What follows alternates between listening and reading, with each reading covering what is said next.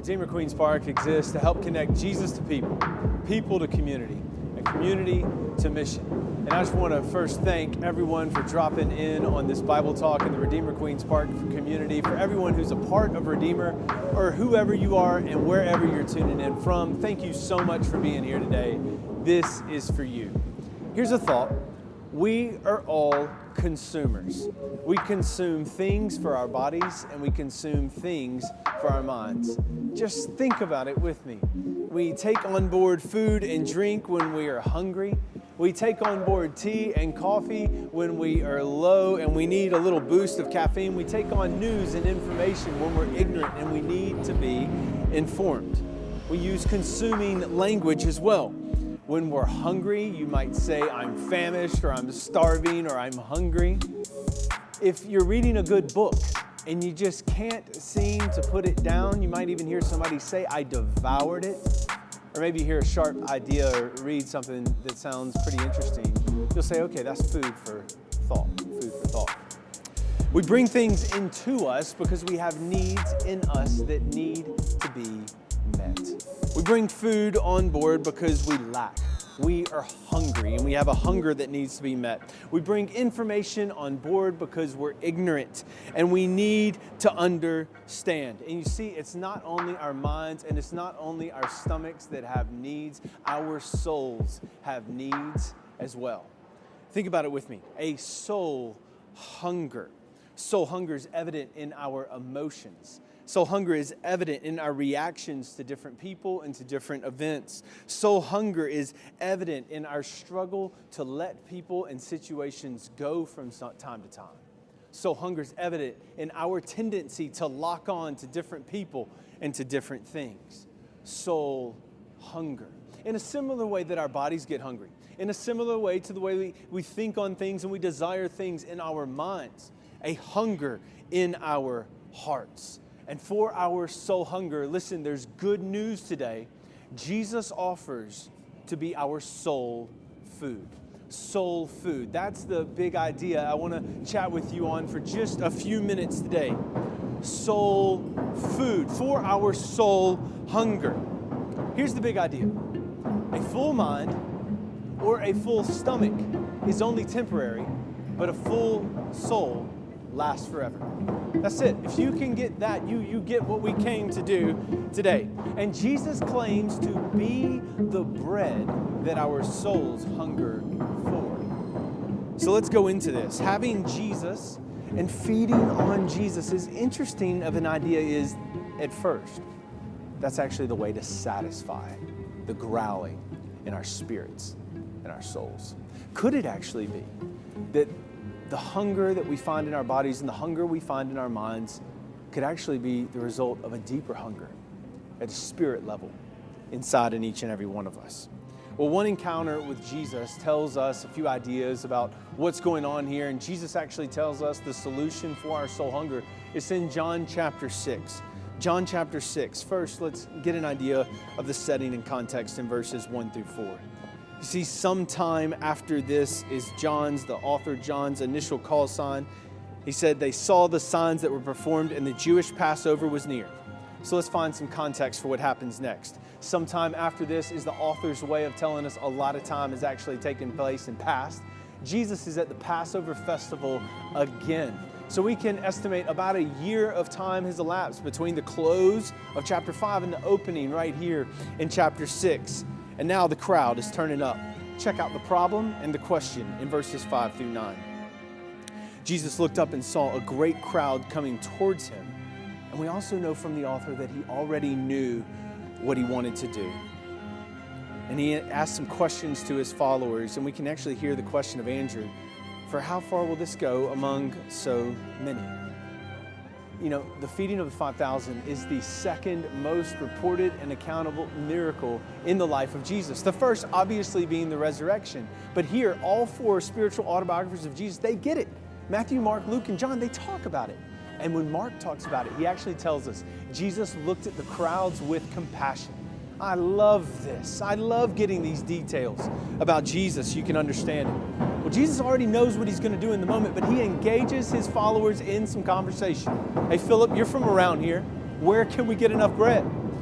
Philip doesn't know what to do. He seems to get lost in the details of the situation. Then Andrew chimes in. Well, I found one kid. This one kid just has a few pieces of fish and a few dinner rolls, but I don't know what we're going to do with that. What good could that ever do among so many? The point is that Jesus is seeking faith in the lives of his followers. Well, let's look at the sign in verses 10 to 13. Let's look at the sign. About 5,000 men were there, and Jesus distributed to those who were seated as much as they wanted. Now, in typical non-dramatic, dramatic fashion, we learn something incredible about Jesus. 5,000 men. How many women and children are present as well? Maybe 12, maybe 15,000 human beings are around Jesus on this mountain. And Jesus breaks bread. He gives thanks to the Father, and then he just simply starts handing it out and handing it out and handing it out until the crowd was satisfied. This is extraordinary. And today, Jesus provides for his people and his church in the same way. Jesus doesn't just kind of provide for his people. Jesus provides in a super abundant way. He gives us what we need, not just a little enough to get by. No, with Jesus, you find yourself walking into situations where you actually don't have what it's going to take to get through, and you find Jesus there meeting you at the point of need, providing for his people as they trust in him by faith. Well, check out how the crowd responds and then Jesus withdraws. Verses 14 and 15, Jesus, knowing that they intended to come and to make him king by force, withdrew again. Now think about this with me. Jesus can sense something in the hearts of their people, and Jesus actually starts to withdraw. Jesus is the king who refuses to become king on the terms of people and that people set for him. Jesus is going to be king on his own way and on his own terms. And friends, don't miss it. The people who were gathered around Jesus at this time, they saw Jesus doing miracles. They saw Jesus doing works, but they were missing the one that the sign pointed to. The signs weren't the point. The signs were pointing to the point, and that's Jesus Christ. You see, the giver is always greater than his gifts. But the people were coming around for what they could get from Jesus. And we can get a few vats of wine. We can get bread for 15,000. We can get healed people. If we have a sick friend, that sick friend can get better. Let's make this one the leader.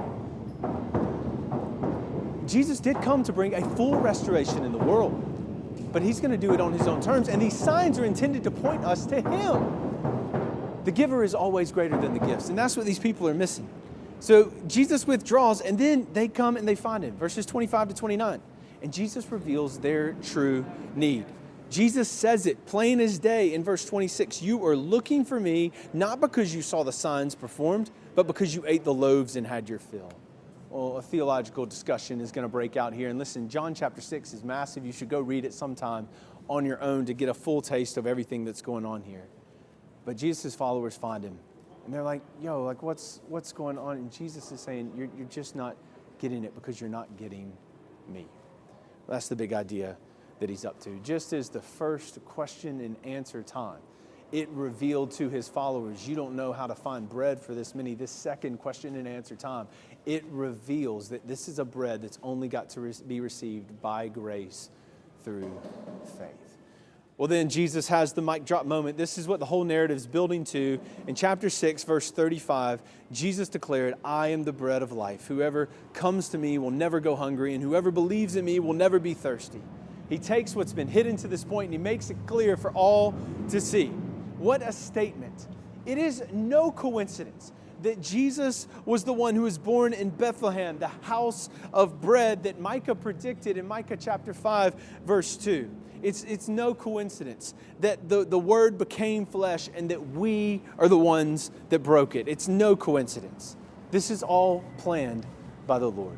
So let's just take a moment to sit in this moment with these words of Jesus. I am the bread of life. And let's hear and trust and obey what Jesus has to say.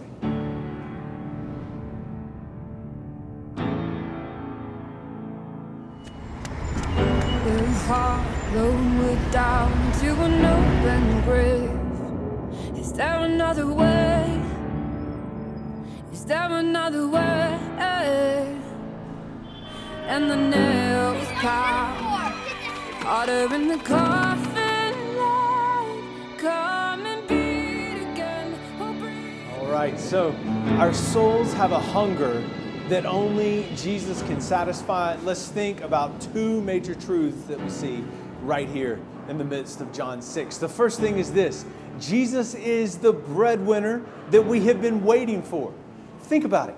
Jesus is purposely here at Passover. He's recreating the events in the lives of the Jewish people. Whereas Moses was the one who freed people from slavery, took them through the water, fed them bread, and then taught them about God. We see Jesus doing the same things here. The people on the mountainside are not unlike the children of Israel. The fact that Jesus walks on water in between feeding them and explaining to them, this harkens us back as well. The big idea is that it's Jesus who is the true hero of the Passover, not Moses. Jesus is here as this true and greater Moses, showing us what the Passover was all about. It was always about him, this bread that would come from heaven, this true and better manna that would give its life to sustain his people in their souls. Jesus is the true breadwinner that we've been waiting for as we've been reading the Bible story. And finally, and most importantly today, Jesus is soul food. Let's think about it. Jesus is soul food. There's no middle ground when it comes to Jesus. When you think about it, when you're trying to eat, you're trying to internalize food. But there's differences here. Thinking about eating is not the same as eating. Knowing nutritional facts is not the same as eating. Understanding how food is processed in the body is not the same as eating, and so it is with believing in Jesus. Thinking about Jesus is not the same thing as believing in Jesus. Knowing facts about Jesus is not the same as believing in Jesus. And understanding how Jesus saves people is not the same thing as believing in Jesus. The point is that we would believe in Jesus. And believing in Jesus means we confess that only Jesus can satisfy the growling and the ache and the hunger in our souls. Only Jesus. Do you believe in Jesus, or do you know some things about Jesus, understand some things about Jesus, or think some things about Jesus? It's like Augustine said. We've seen this before. You, oh God, you have made us for yourself, and our hearts are restless until they rest in you. Jesus is the bread sent from heaven, meant to satisfy our souls. Is your soul hungry? Past all the other ways you try to fill up your life, past all the meals, past all the takeaways, past all the experiences, past all the reading, past all the degrees, is your soul still hungry? Here's bread sent from heaven. Eat and have your fill. Well, the only way we get to eat is if something dies. Have you thought about this? I mean, we're just walking around and thinking about this for a minute here. The only way you and I get to eat is if something dies. When you want a hamburger, at least a cow and a few heads of wheat, they have to die for you to eat and live. And here it is with Jesus. The same goes with him. This bread sent from heaven. It's given to us, and it has to die for us to be able to eat and live in a spiritual way. You think about it in John chapter 10, Jesus is the good shepherd who gives his life to save his sheep. In John chapter 11, he is the corn of wheat that falls. It goes into the ground. It dies so that we may live. And in John chapter 12, he is the one that dies so the nations might live. So here it is, the bread sent from heaven that has died that our souls might eat and live. So listen, if you hear this and you are not a Christian, come to terms with Jesus as the bread sent from heaven. Reflect on the aches and the longings and the hunger in your own soul, and turn your soul to Jesus and eat and live. And if you hear this and you are a Christian, then for you and me, it's coming back to basics again and again. This life that we enjoy was given to us by grace. We did nothing to do to deserve this bread.